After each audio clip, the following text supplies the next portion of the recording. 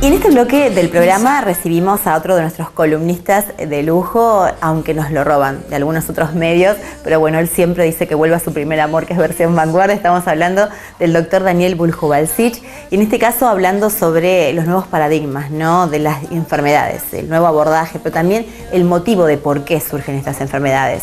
Hablábamos antes en el bloque anterior de la importancia que es la alimentación, ¿no?, y también de lo que son los hábitos cotidianos y diarios. Bueno, de esto se trata, y a esto hace referencia inclusive con la ingesta de algunos productos que desatan enfermedades muy graves. Así que lo escuchamos, que es muy interesante.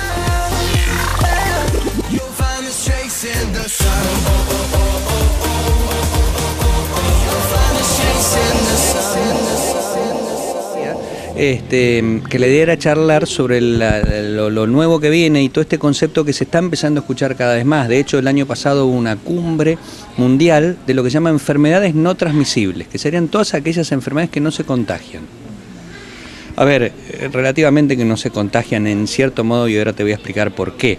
Y que son básicamente enfermedades cardiovasculares, enfermedades respiratorias, el cáncer y diabetes. Fundamentalmente es el grupo de las 4 más importantes. Yo digo que no se contagian porque no hay un virus que los contagie, pero en realidad hay un hilo conductor entre todas estas y hay en cierto modo alguien que va llevando a esto. Y aquí cae un viejo amigo, ya puedo decirle, que es el cigarrillo, que está constantemente presente en todas estas.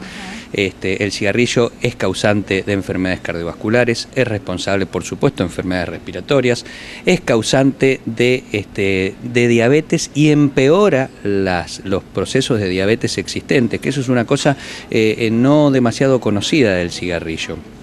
Los pacientes que tienen diabetes responden mal a los tratamientos para la diabetes y empeoran los niveles de glucemia por el simple hecho de fumar. Y hablamos de cigarrillos de siempre y principalmente del cigarrillo actual, que no es lo mismo que el cigarrillo que se consumía hace décadas atrás, ¿no? Porque tiene cada vez cosas más nocivas, todas perjudiciales para la salud.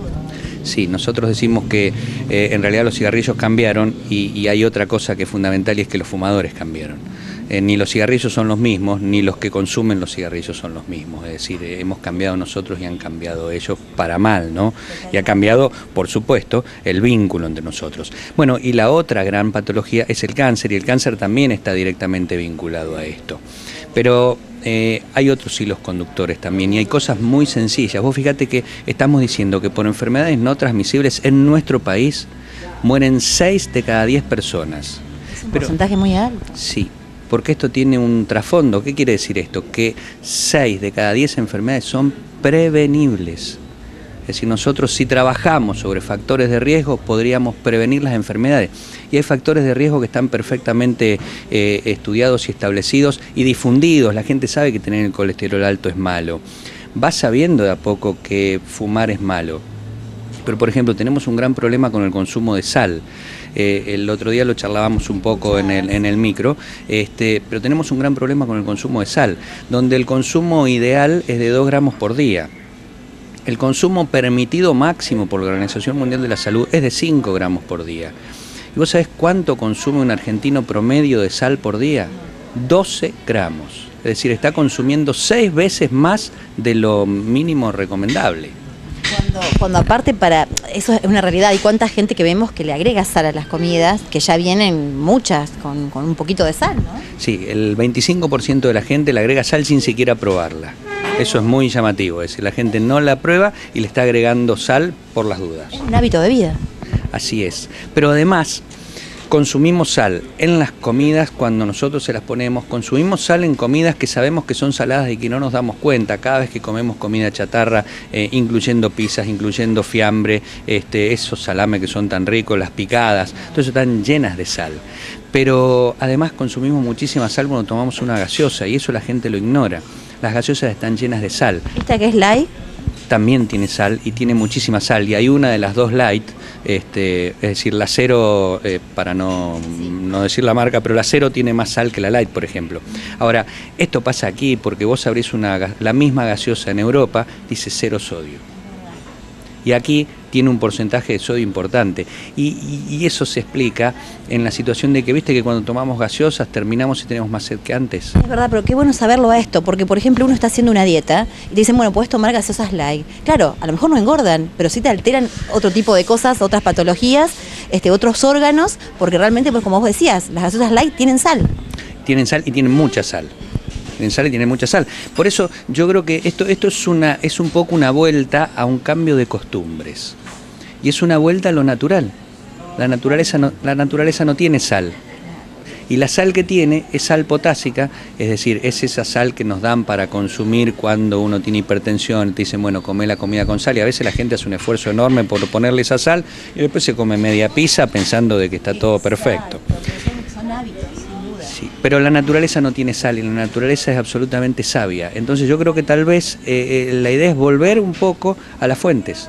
Volver a comer natural, volver a preparar las comidas en casa, volver a comer sano. Nosotros programamos mucho desde Versión Vanguardia siempre todo lo que es natural, ¿no? Y el consumo de cosas orgánicas, el tratar de las cosas cada vez sean más sanas y de volver a esto, porque la tierra nos provee semillas, hortalizas, frutas, que tienen todo lo necesario para cubrir nuestro organismo. El tema es lo que estamos acostumbrados a comer y que es rico para el paladar. Ese es el problema. Bueno, pero vos dijiste algo realmente interesante, lo que es rico para el paladar, pero el paladar se educa. ¿Y sabés cuándo se educa? Cuando somos chicos.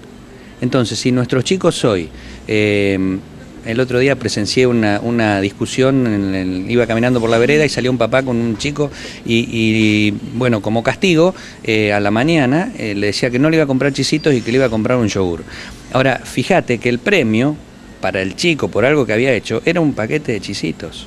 Y los chicos comen chisitos, comen papitas, tienen un montón de sal. Y además comen hamburguesas que son compradas y que tienen un montón de sal. Y su paladar se acostumbra a la sal. ¿Y qué va a pasar cuando esos chicos sean adultos? Van a comer con mucha sal. Entonces, hoy tenemos que empezar, desde los chicos cuando son bebés, empezar a darles comida con muy poca sal o comida directamente sin sal. Daniel, ¿habría que sacar la sal de la alacena de pronto? Yo creo que ¿Sería el objetivo? el objetivo final sería sacar la sal de la alacena, utilizar sales que sean aceptables, sales con más contenido potásico. No son tan ricas como nos resulta en un primer momento el sodio, pero sí podemos ir acostumbrando a nuestros chicos a que la coman, a que la consuman, y podemos ir acostumbrándonos nosotros a otro tipo de alimentación que sea mucho más natural y que va a repercutir enormemente, porque sacar el exceso de sal va a evitar muchas muertes. Y no lo estamos diciendo por una cuestión de gusto o por una cuestión de confort o de comodidad, lo estamos diciendo por una cuestión de salud, porque la hipertensión es el mal del momento, y el mal del momento está vinculado con las grandes cantidades de sal que comemos. Y no es en vano y no es casual que cada vez en edades más jóvenes la presión esté más alta. La presión esté más alta y que hoy veamos enfermedades a edades más tempranas. Un accidente cerebrovascular, una ACV, lo que la gente conoce como una ACV, un infarto cerebral o una hemorragia cerebral.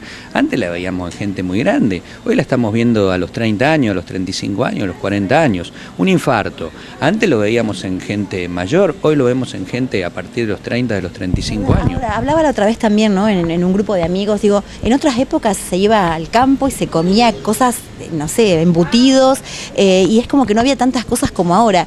¿Cambió el ser humano, cambió el concepto, cambió la longevidad, cambió el conocimiento? Bueno, qué interesante, porque yo recién mientras hablaba de todo esto estaba pensando en mi padre. Mi padre murió a los 95 años con una salud maravillosa y su desayuno era panceta y salames que descolgábamos, vivíamos en el campo y descolgábamos del techo, de los ganchos, y lo comíamos. Y murió a los 95 años y nunca tuvo el colesterol alto. Entonces yo pienso, ¿qué es lo que cambió? Y deben haber cambiado muchísimas cosas. Si volvemos a lo de antes, creo que cambió el alimento que comen los animales con los que estamos haciendo eso. Creo que cambiamos nosotros, en el sentido de que hoy existe el estrés que nos come los talones todos los días, y eso es tal vez lo que tengamos que aprender, a manejar ese tipo de situaciones, a vivir distinto. Y yo siempre le digo a la gente, ¿saben lo que pasa? Que mi papá no necesitaba nada para vivir, porque todo lo tenía en la huerta, en los frutales, sí, en los frutales teníamos gallinas, teníamos huevos, es decir, no comprábamos nada. Y el nivel de estrés seguramente que era mucho menor. Entonces yo creo que esto es un volver a las fuentes, y que Si vos me preguntás cuál es el futuro, una de las partes, porque hay futuros que son muy sofisticados, pero hay futuros que son muy sencillos, y el futuro sencillo es volver a las fuentes. Qué bueno que lo diga un médico, ¿no? Desde la alopatía a la homeopatía también hay un trecho pequeño y a veces no se saben complementar estas cosas. Y en realidad esto, manejar la medicina con el cuidado de lo natural, volviendo a las fuentes y sabiendo que tenemos los recursos en la tierra y en nosotros mismos, porque también pasa por ahí, creo que es fundamental a la hora de prevenir cualquier enfermedad.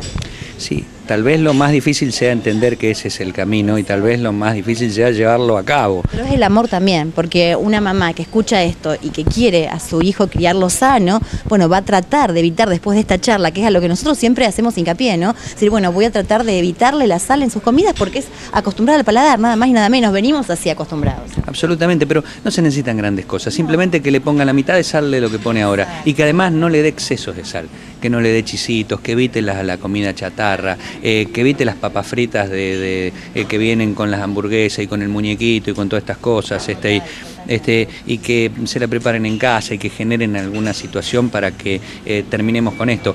Si lo va a hacer una vez a la semana, si lo va a hacer de vez en cuando, pero hay chicos que comen 3, 4, 5 veces por semana en un local de comida rápida. Volver a la huerta es lo ideal. Bueno, Daniel, muchas gracias, un gusto, como siempre, un placer poder trasladarle a la gente no solamente conceptos de salud, sino de prevención, ¿no? Que es lo más importante. No, por favor, siempre es un gusto para mí estar con ustedes y particularmente en tu programa, que como vos decís fue mi primer amor.